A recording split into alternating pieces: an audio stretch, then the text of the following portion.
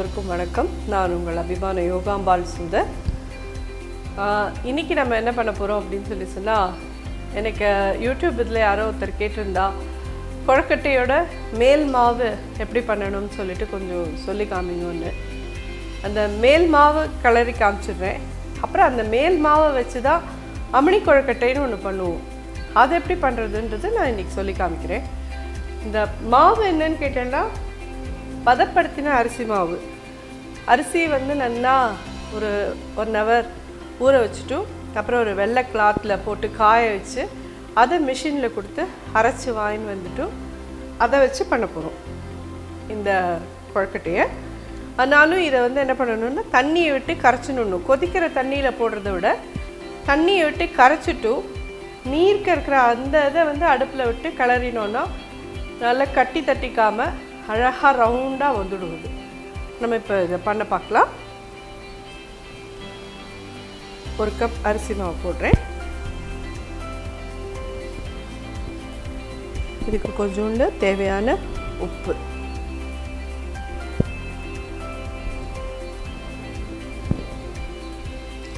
ரெண்டு கப்பு தண்ணி விடுறேன்.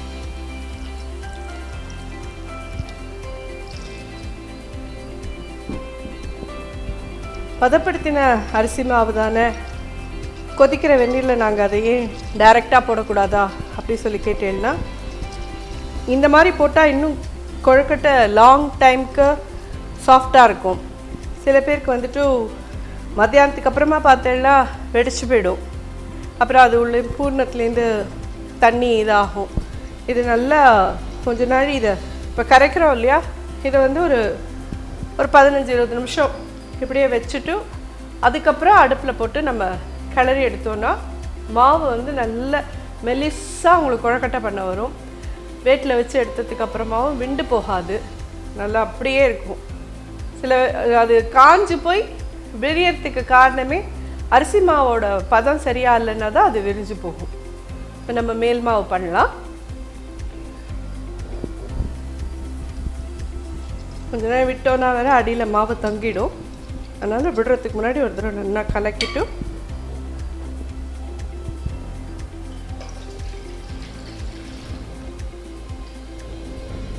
இதில் 1 ஸ்பூன் நல்லெண்ணெய் விடுறேன்.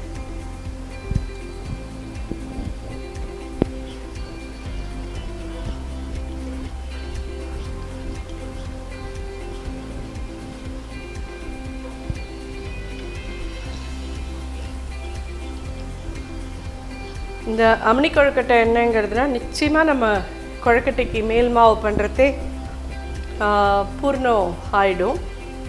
அப்புறம் அந்த மேல் மாவை என்ன பண்ணுறதுன்னு தெரியாமல் நம்ம தூக்கி போடுவோம் இல்லையா, அது பண்ணாத.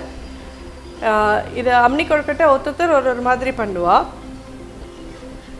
எங்கள் அம்மா அதில் பண்ணுற வருஷன் நான் சொல்லித்தரேன். என்னென்னா, தோசை மிளகா அப்படி போட்டு பண்ணுவாள் எங்கள் அம்மா அதில்.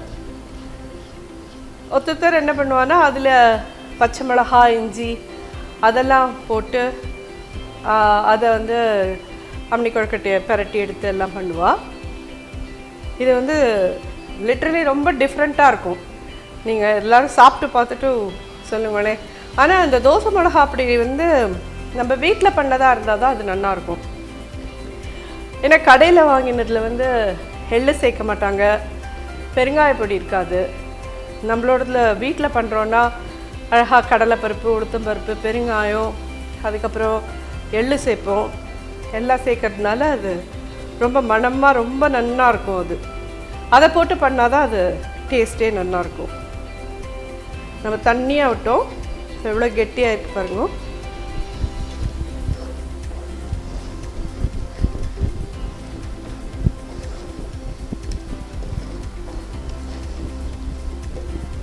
கட்டி வரா மாதிரி இருக்கும், ஆனால் அதெல்லாம் இல்லை.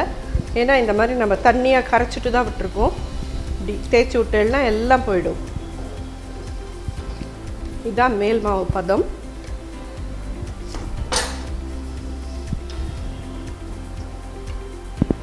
இதையும் தொட்டு பார்த்தேன்னா கையில் ஒட்டவே ஒட்டாது.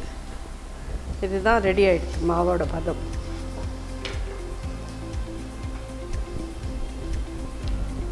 ஸோ இப்போ மேல் மாவு நம்ம பண்ணிட்டோம். இதை நான் இப்போ அடுப்பு அணைச்சிட்டேன். இதை என்ன பண்ணணும் அப்படின்னு சொல்லி கேட்டேன்னா, அப்படியே வச்சுருந்தீங்கன்னா காஞ்சி போயிடும். ஸோ இதை வந்து வேறு ஒரு பாத்திரத்தில் ட்ரான்ஸ்ஃபர் பண்ணிவிட்டு அது மேலே ஈர துணி இல்லை திக்கு டிஷ்யூ இருந்ததுன்னா அதை நல்லா ஈரம் பண்ணிவிட்டு இது மேலே போட்டு மூடி வைங்க. கொழுக்கட்டை பண்ணுறதுக்கு கொஞ்சம் கொஞ்சமாக எடுத்துக்கணும். எடுத்துட்டு அதில் நல்லெண்ணெயை விட்டு நல்லா கையால் பிசைஞ்சிடணும். பிசைஞ்சிட்டு அதுக்கப்புறம் சொப்பு பண்ணணும். இப்போ இதை நம்ம எப்படி பண்ணணும்னு பார்க்கலாம். இது வேறு ஒரு கண்டெய்னரில் இதை மாற்றிக்கலாம்.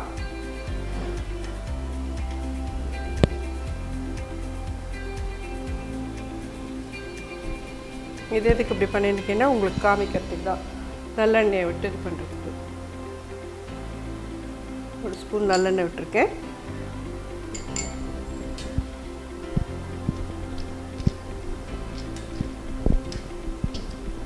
நீங்கள் எல்லோரும் கொதிக்க பண்ணாதீங்க, ஆற விடுங்க கொஞ்சம். எனக்கு உங்களுக்கு பண்ணி காமிக்கணுமே, நான் கொதிக்க பண்ணிட்டுருக்கேன். எப்பயுமே விநாயகர் சதுர்த்திக்கோ வரலட்சுமி நோம்புக்கோ நீங்கள் கொழுக்கட்டை பண்ண போகிறீங்கன்னா காத்தாலேயே மாவெல்லாம் இது பண்ணி வச்சுருங்க. பாக்கி நைவேத்தியம்லாம் முடிச்சுட்டு கடைசியாக கொழுக்கட்டை பண்ணுறதுக்கு போனேன்னா போதும். நான் உங்களுக்கு சொப்பு மட்டும் எப்படி பண்ணுறதுன்னு இப்போ காமிக்கிறேன். விநாயகர் சதுர்த்தின் போது கொழுக்கட்டையெல்லாம் பார்க்கலாம்.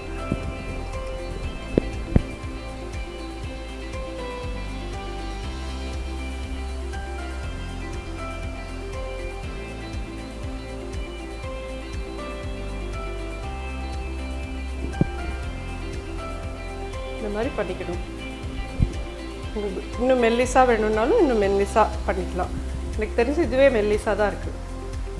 இப்படி பண்ணினேன்னா சொப்பு அழகாக வரும். இதுக்குள்ளே பூர்ணத்தை வச்சுட்டு மூடணும். நம்ம இப்போது அம்மணி கொழுக்கட்டை பண்ணுறதுக்கு ரெடி பண்ணிக்கலாம்.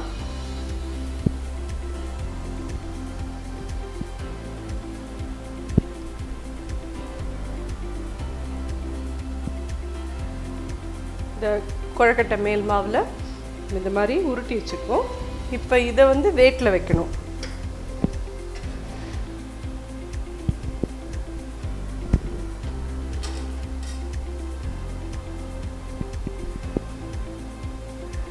ஒரு 5லேருந்து 10 நிமிஷம் இது வெயிட்டில் வேகணும். அதுக்கப்புறமா இதை எடுத்து இலுப்புச்சட்டியில் பரட்டுறது எப்படின்னு காமிக்கிறேன். ஒரு 5 மினிட்ஸ் கண்டிப்பாக அது மேலெல்லாம் வேத்து கொட்டின மாதிரி ஆகும். கொழுக்கட்டை வெந்துடுத்துன்னு எப்படி அடையாளம் கண்டுபிடிக்கிறதுனா, திறந்து பார்த்தேன்னா மேலெல்லாம் ஃபுல்லாக ஈரமாக இருக்கும், வேத்து கொட்டின மாதிரி இருக்கும்.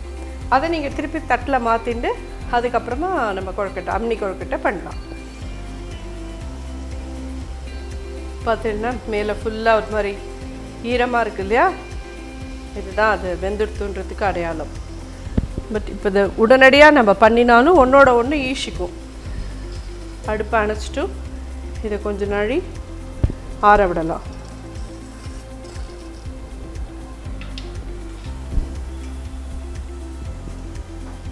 இது நல்லா வெந்திருக்கு. இதை எப்படி பண்ணணும் இப்போது அப்படின்றத பார்க்கலாம். நல்லெண்ணெய்,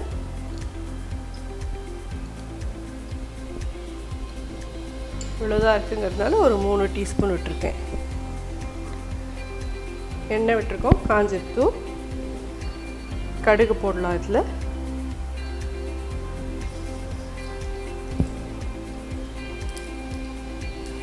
ஒரு 1/4 ஸ்பூன் கடுகு போட்டிருக்கேன்.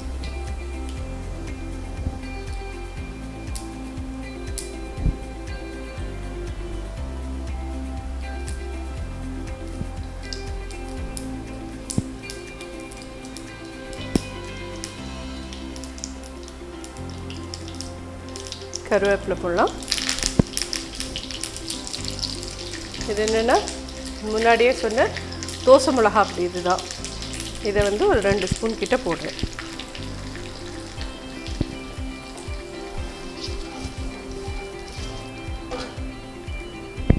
இதில் இந்த கொழுக்கட்டை எடுத்து போடலாம்.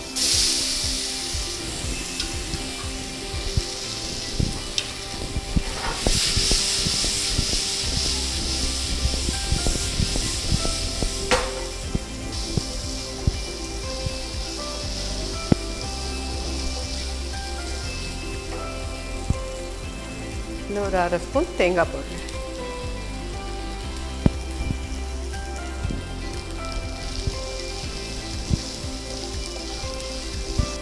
அவ்வளோதான், அம்னி கொழுக்கட்டை தயார்.